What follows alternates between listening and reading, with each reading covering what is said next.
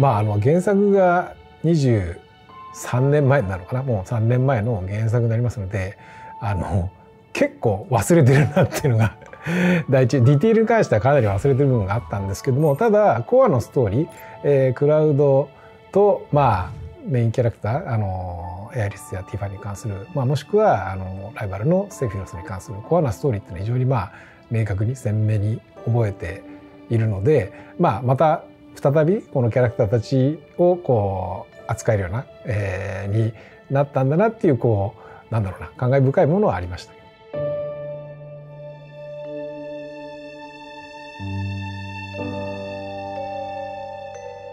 驚きというよりも、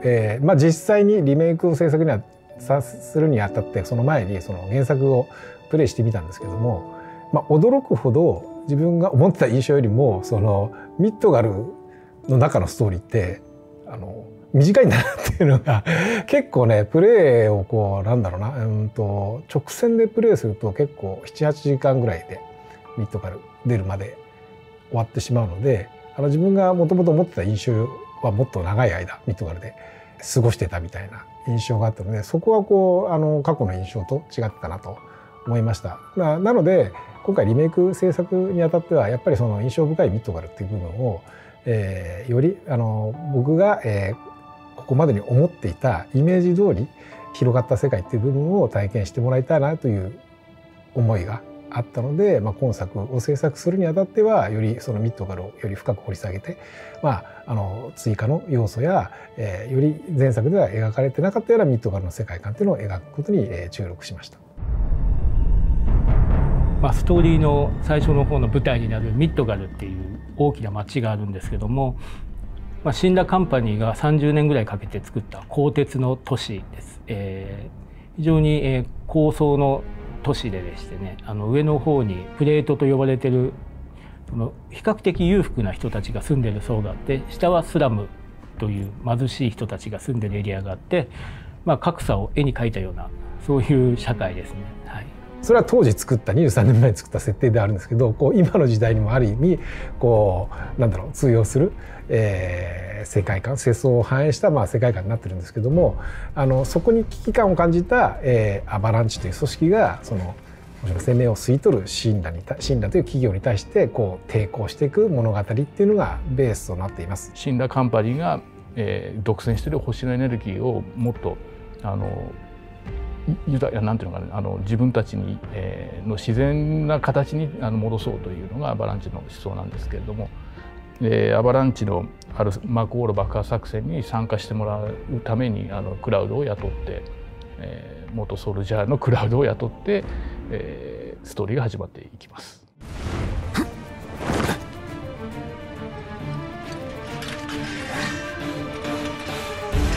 今回ね、FF7 リメイクがその原作でいうところのどこのエリア、どこのストーリーまで描いているかという部分なんですけども、いわゆる原作でも印象的だった一番魔航路の爆破のシーンから始まりまして、ミッドガルのさまざまな側面を描いて、ミッドガルを脱出するとこまでを今作で描いています。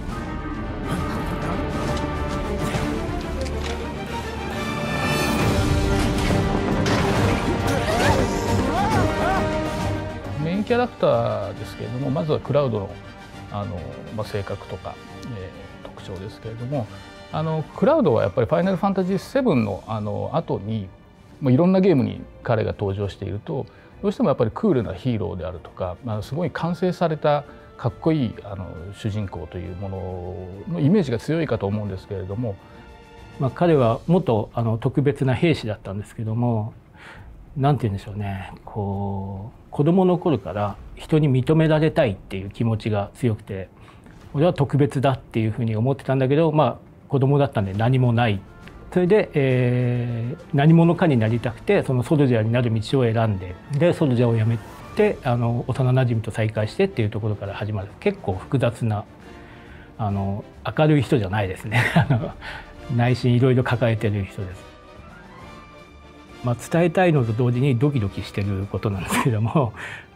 主人公のクラウドの内面をもっともっと深く描いてて、原作の時はクールでかっこいい感じに描いてたんですけども、今回はそれがちょっと外してるっていうか、痛い時も痛い、かっこ悪い時もあるっていう、彼はもう認められたくてこうすぐ見栄を張っちゃったりとか、知らないことは興味ないねって興味ないねっていうのがかっこいいんじゃなくてかっこ悪いセリフなんじゃないのっていうふうに今回はやってんですよね。そこはちょっと自分でもチャレンジしてるんですけど、同時に皆さんは受け入れてくれてるのかなっていうのはドキドキします。そのキャラクターがすごいリアルになったので、昔みたいになんて気持ちが変わる出来事をちゃんと描かなくちゃならないので、そこはすごいチャレンジしてますね。それでもヒロインとして、ティファっていう女性が登場するんですけども、彼女は故郷を破壊されて、お父さんも殺されてしまって、その復讐をするために生きてるんですけども、その復讐の仕方にすごい迷いがあるという、そんなことしてていいのかなっていうのもちょっとあったりして、そういう暴力行為がいいことなのかどうかっていうところを悩んでいたりとか、そういった少し悩んでいる状態で物語に入ってきます。ですから彼女の幼なじみのクラウドが現れたことで少し変わっていったりとか、そういったなんていうのかな、すごく繊細な部分を、例えば声の演技であるとかちょっとした表情であるとかをしっかり見せることで今回新しくリメイクされています。主要なキャラクターとしては、あとバレットっていう男が出てきて、彼は勢いがあるというか、常にアグレッシブに動いてる人です。当然リーダーであるから自分が先頭に立ってみんなを引っ張っていくんですけれども、どちらかというとその熱い心が空回りしてしまうタイプなので、実際はその周りのメンバーが必死になってバレットを支えているみたいな形です。エアリスは今は言えない生い立ちがあってですね生い立ちを抱えてて、そのせいで人生の最初の子供時代の3分の1ぐらいを部屋で監禁されて育ってたこともあってですね、すごい自由を大切にしている人です。好奇心も旺盛で人にも優しくて、なんて言うんでしょうね、生きてることを本当に大事に大切にしてる人ですね。はい。今回のリメイクにおいて実はすごく隠された新しい設定が盛り込まれています。本当にわずかに出てくるだけなので分かるか分からないか分からないぐらいな、エアリスは、そうですね特殊な能力を持ってシンラカンパニーからも追われているみたいなキャラクターなんですけれども、彼女はそんな境遇にありながらもすごく明るく前向きに生きているというか。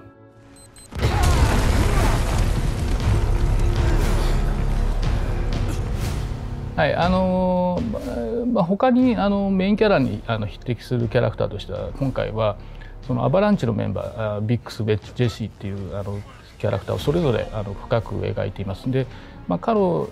たちがそのクラウドとどういうふうに接することでクラウドがどういうふうに変わっていくかとか、ミッドガル編っていうストーリーを深めるときにとてもなんていうか重要度を増しているキャラクターがアバランチのメンバーです。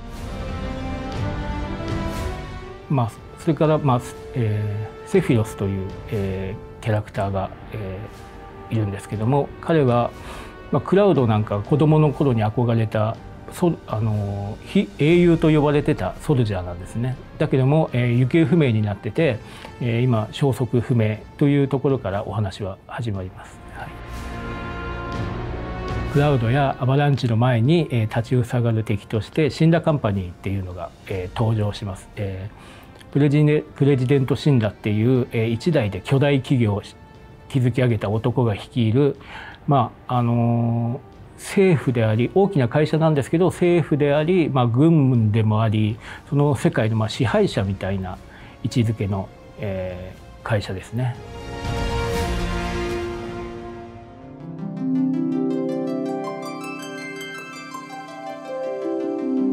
スクエアエニックスさんからリメイクやりますよって言われた時に、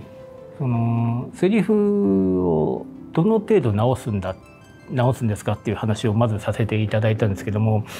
というのも昔の原作のセリフって読むセリフなんですよね。その声じゃない。だから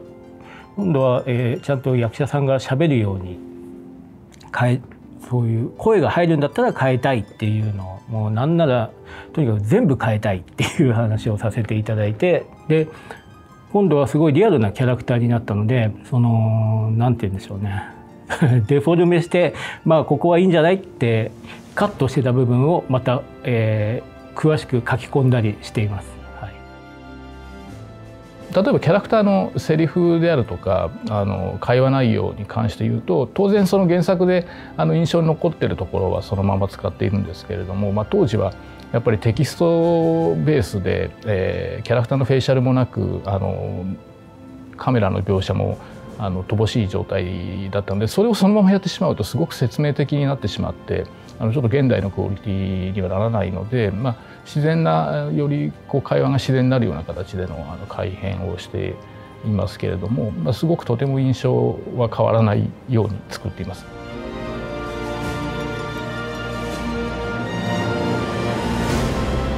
今回もう全てボイス付きでキャラクターもしっかりとした頭身のものになっていますので、一番難しかったのは当時その黒い画面にテキストだけでクラウドの心の声みたいなものが表現されるんですけれども、それも今回一体その心の声は誰の声なんだっていうところも含めて声が鳴ってしまった時点で分かってしまうところもあるし、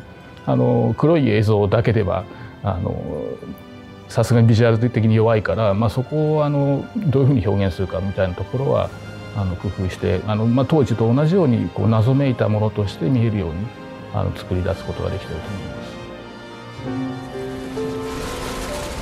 リメイクするにあたって原作にどこまで忠実にやっているかというとですね、ストーリーラインに関して言うと原作にすごく忠実に作っています。例えばその航路を爆破して、7番街イスラムに戻ってみたいな大きなストーリー構成に関してはすごく原作に忠実です。メインになるストーリーは同じなんですけども、原作にある大きな出来事の間にその主人公のクラウドと周りの人たちが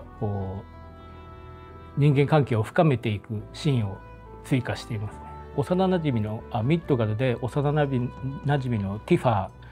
の紹介でティファと同じアパートの部屋を借りることになるんですけども、日本のスタイルのアパートでこれはなかなか可愛らしいシーンになっていると思うので楽しみにしててほしいです。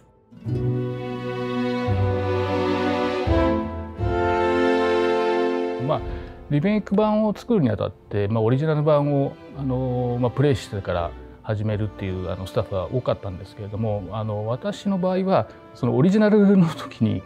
制作に関わっていたんで、どちらかというとその自分が制作した気持ちというかそういうものを思い出すように改めてプレイをするというよりはどちらかというとそっちの当時セブンを作り出した時の気持ちっていうものを思い出すことを中心にプロジェクトの前に臨みました。今回の「ファイナルファンタジー7」リメイクを遊ぶにあたって原作を知ってる必要っていうのはほぼっていうか全くないと思います。遊び方も新しいし新しくなっている部分は全部説明がありますし、ストーリーも非常に分かりやすく整理してますんで大丈夫です。はい、なんとなく作ってた当時の時代の雰囲気っていうのをなんとなく反映してるような気はしてるので、それが今改めて通じるのかっていうのは非常に、楽しみにしております。自分が20年前に20数年前に考えたようなことがいまだに皆さんに、好きでいてくれるっていうのはもう本当に嬉しいです。だけどその皆さんの大事な思い出をまたリメイクすることに関してはちょっとやっぱり恐れもありますね。ドキドキしてます。はい。23年前の原作で体験したストーリーの驚きっていうのをいかにその当時を知らない人も同じような驚きを味わってもらいたいっていうのが、我々の望んでいる、プレイヤーさんの方に体験していただきたい、体験なので、よりそのリアルにかつ表現力が高まったキャラクターたちに非常に感情移入してもらって、そのクラウドたちの気持ちになってミトガの世界もしくはその、シンラとの対決のストーリーっていうのを体験していただけたらなとは思っています。で、原作を知ってる方はじゃあその原作を今回なぞるだけのストーリーになるのかと言われたら、もちろん原作で非常に印象に残って良かった部分は、そのまま再現されている部分もありますし、それを追体験してもらうっていう喜びもあるんですけども、逆に原作ではなかった部分、もしくは原作で本当はこういうところは描いてもらいたかったっていう要素も、多分私はそこの期待に応えられるような、表現力を持った作品になっているとは思いますので、原作をプレイした方もいろんな楽しみ方、追体験したり、もしくは新しい要素を発見したりっていう部分で、今作を楽しんでいただけるんじゃないかなと思っています。